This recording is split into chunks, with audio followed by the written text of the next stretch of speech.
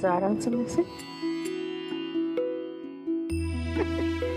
सासूबाई काय झालं बघितलं का? बघ बघ बघ कशी कशी दिसते. काय अवतार केलाय. आणि खाली लिहिलंय तुम्ही दोघीने मिस केलंय. गंमत मिस केली तुला. कमाल आहे बाबा यांची.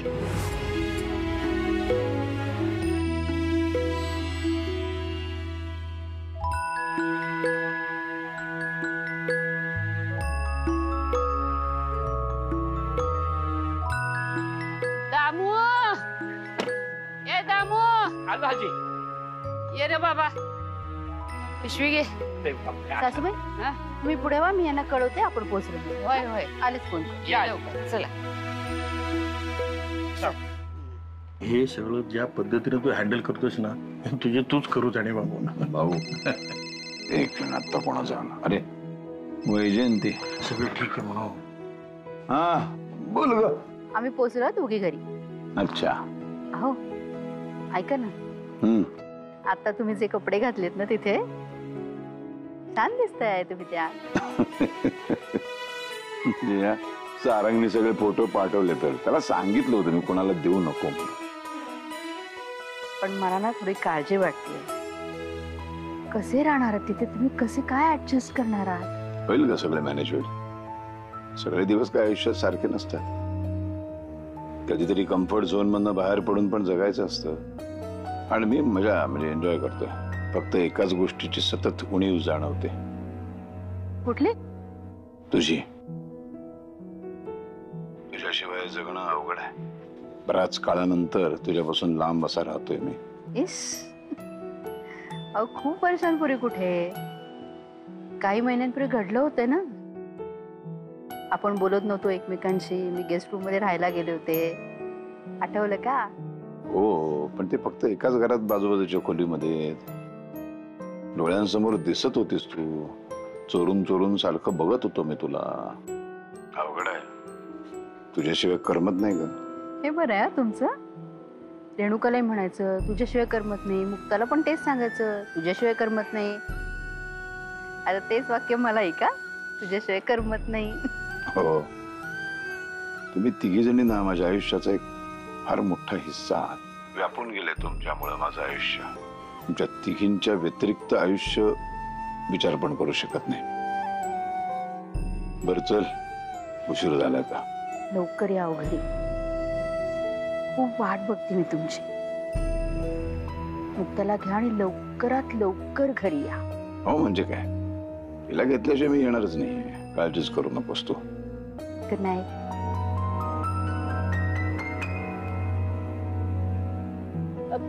वहिनी आमचे हे आणि दादा कुठे?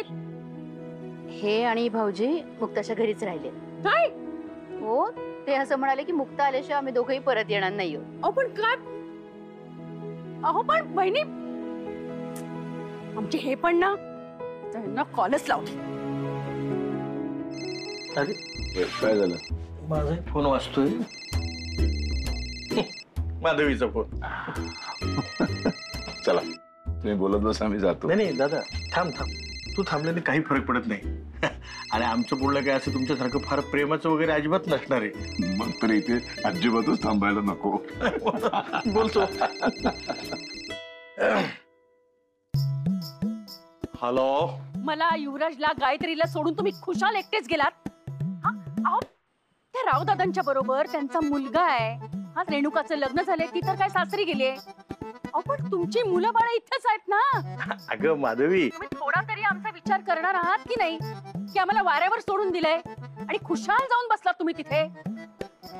अगं वाऱ्यावर काय वाऱ्यावर? घरात बाकीची पण माणसं आहेत ना. हा तू ना एकदा जरा त्या बाकीच्या माणसांनाही आपलीच माणसं आहेत असं समजून वाघ. म्हणजे मग तुला असं एकटं एकटं वाटणार नाही. आणि वहिनी सुद्धा आपल्या नवऱ्याशिवाय मुलांशिवाय तिथे राहतातच आहेत ना. त्यांना बरोबर जमत ते. तुलाच कसं जमत नाही ग ते? तुझं नेमकं अडतंय कुठं? अहो पण अगं आणि आम्ही काय मजा करायला आलोय की इथं? मी दादा आम्ही इथं जाऊ दे ना. तुला का सांगतोय मी हे सगळं? हे सगळं ना तुझ्या त्या याच्या काय बुद्धीच्या आणि समजण्याच्या पलीकडचं आहे. जाऊ दे. हो ना, मी काय निर्बुद्धच आहे ना. सगळी अक्कल देवानी तुम्हालाच देऊन ठेवली आहे. हे बघ, जेव्हा तुझं डोकं शांत असेल, मूड चांगला असेल आणि तुला जर माझ्याशी ह्याने काय काय शब्द येतो प्रेमाने, हा बघ तुझ्याशी नुसतं बोलताना सुद्धा प्रेम हा शब्दच विसरून गेलो मी तुझ्यामुळं. जेव्हा तुला माझ्याशी प्रेमानं बोलायची इच्छा होईल ना तेव्हाच बोल. हा चल ठेवतो मी. अहो, त्या मुक्तासाठी माझ्या तोंडावर फोन कट करताय. तुम्हाला बघतेच आता आल्यावर.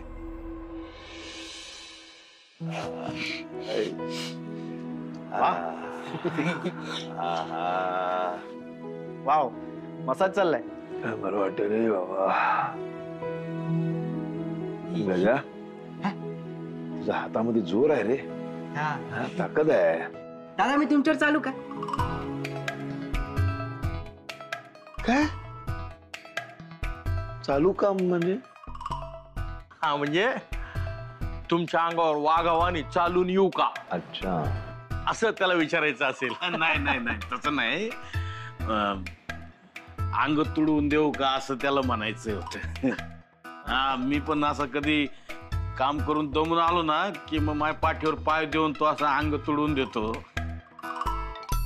अरे पाय अंग तुडवून देऊ का असं म्हणायचं. उगाच काही बोलायचं मूर्खासारखं. आत्माराम, बोलू दे रे त्याला, बोलू दे. उगाच त्याला ओरडू नका कोणी. निरागस आहे बिचारा. हा निरागसपणा जपला पाहिजे रे. ना आपण सगळे शहाणे होऊन काय मिळवलं? शहाणपणा आला, सगळा साधेपणा, माणुसकी, सगळा निरागसपणा हरवून बसलो आपण. या गजाला पाहिलं ना की आपली भाऊ, आपली काय ती रे, हिची मुलगी रे, अंबिकाची मुलगी जया जया जया, जयाची आठवण होती. ती अशीच खोळी, साधी आहे बिचारी, निरागस. ही सगळी माणसं यांच्यासारखी का नाही होत रे? हे सगळी जगातली माणसं जर या गजा आणि त्या जयासारखी जर झाली तर जग किती सुंदर होईल, सुखी होईल, शांत होईल. कुणाबद्दल मत्सर नाही, राग नाही, सदैव चेहऱ्यावर हास्य. बघा, कधी गजाला बघा सतत हसत असतो. आमच्या जयाकडे बघा, कधी हाते बघ.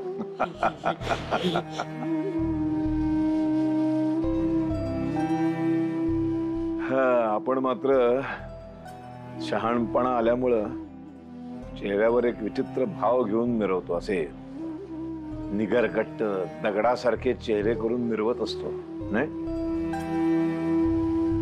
असो, चला जेवण तयार आहेत, बसायला घ्या. झालं का? हा. चला चला. अहो वंस, तुम्हाला काही कळलं का? अहो या नगरकरांची डोकी फिरलीत की काही कळत नाही. काय झालं माधवी? अहो रावसाहेबांबरोबर आमचे हे गेलेत ना त्या भक्तीच्या लग्नाला आणि तिथेच जाऊन बसलेत. आणि मुक्ता परत आल्याशिवाय आम्ही काय घरी परत येत नाही असं म्हणतायत. आणि मुक्ता काय घरी परत येत नाही? अहो कशी येणार नाही ती घरी परत? आता हे दोघंही त्यांच्या दारात बसल्यावर तिला यावंच लागणार ना. माधवी, माधवी मी तुला गॅरंटीने सांगते, मुक्ता काय परत येणार नाही. ते अजून काही दिवस तिथेच राहणार. आणि मी तर म्हणते जास्तीत जास्त दिवस तिथेच राहू देत त्यांना. हो असं काय बोलताय वंस? माधवी, तुझी अक्कल जिथे थांबते ना तिथून माझी अक्कल सुरू होते. तुमची सुरू झालेली अक्कल काय म्हणते ते कळेल का मला? माधवी, कसं आहे ना, घरात आता युवराज सोडला तर कुठलाही पुरुष नाहीये. युवराज आणि जया मिळून दोघेही बिझनेस सांभाळतायत. युवराजला म्हणावं बिझनेसचा वरवर बघू नको. आता कुणी नाही आहे ना तसं बिझनेस मधली बारीक बारीक गोष्ट समजून घे. तशी माझी आता जया पण शहाणी झालीये, फक्त तिला माझ्या योग्य मार्गदर्शनाची गरज आहे. मग बघ मजा. माधवी, तुला कळतंय का मी काय बोलतेय?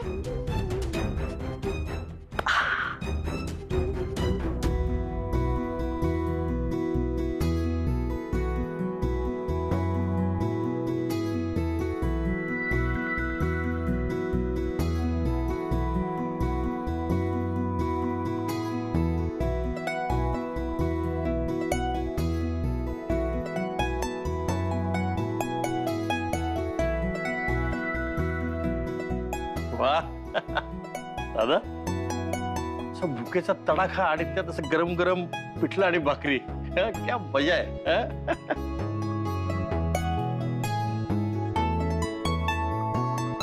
पण मला एक कळलं नाही, आपण 7 माणसं आहोत ना, मग 5च ताटं का मांडली आहेत?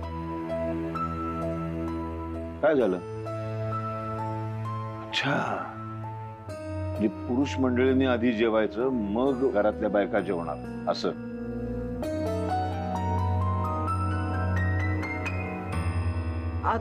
तुमचं झालं की बसतो आम्ही दोघी.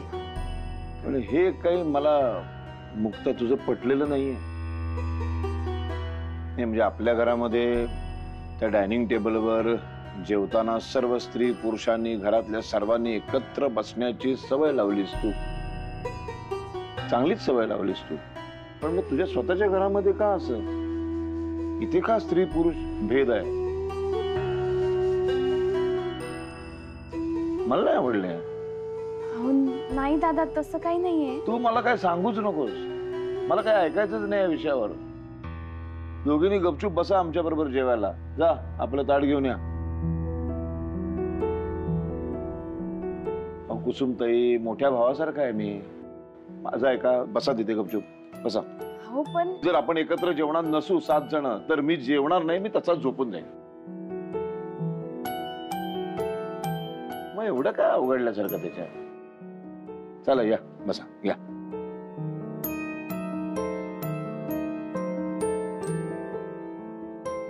चला या.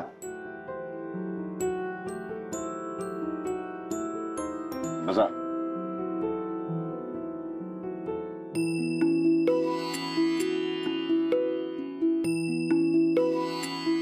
हे काय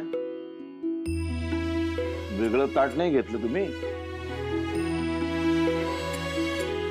अच्छा अच्छा अच्छा, म्हणजे नवरा बायको एकाच ताटात जेवायची पद्धत आहे का तुमच्याकडे?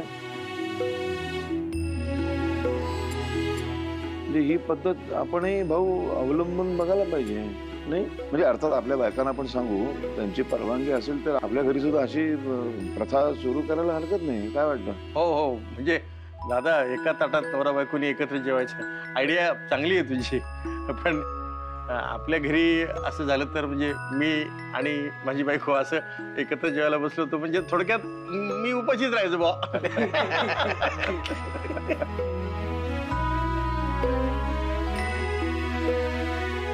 काय झालं एवढं गंभीर व्हायला? आणि ना आता हे सगळं आमचा विचार करणं सोडून द्या. आम्हाला हे जेवण जाईल की नाही, आवडेल की नाही, असं कसं बसणार, एवढा मोठा माणूस, एवढा श्रीमंत माणूस झोपणार कुठे, काय हे असले कसले विचारच करू नका. आम्ही मस्त सुखात आहोत, आनंदात आहोत, इथे काळजी करू नका. हा दादा, ऍक्च्युली ह्यांना एवढ्या पाहुण्यांची सवय नाहीये आणि घरात पण फक्त 3-4 जणच असतात. सो प्लेट्स आणि वाट्या ह्या लिमिटेड आहेत. काय सांगतेस? दादा आणि बाबा त्या मुक्ताच्या घरी राहणार आहेत? हो, मी तर म्हणते त्या मुक्तानी आणि सारंगनी घरी परत येऊच नाही. अगं पण आई, एवढ्याशा खोरात एवढी सगळी लोक कशी राहणार? एकतर दादांना आणि बाबांना अशा ठिकाणी राहायची सवय नाहीये, कसं मॅनेज करणार आहेत ते? करतील, काय करायचं ते मॅनेज. तू त्याचा विचार करू नकोस. हा विचार कर की ही आपल्याला मिळालेली एक संधी आहे. संधी? आई मला कळत नाहीये तू नेमकं काय बोलतेस. तू सोडून घरातले सगळे पुरुष बाहेर आहेत. मग आता घरचा व्यवसाय कोणाला पाहायचाय? तुला पाहायचाय. सगळे होते तेव्हा व्यवसायाच्या व्यवहारात तुला बोल शिरता येत नव्हतं, पण आता शिर. अगदी खोलवर जा आणि सगळ्या खाचा खोचा सगळं जाणून घे. याचा फायदा आपल्याला पुढे करून घेता येईल.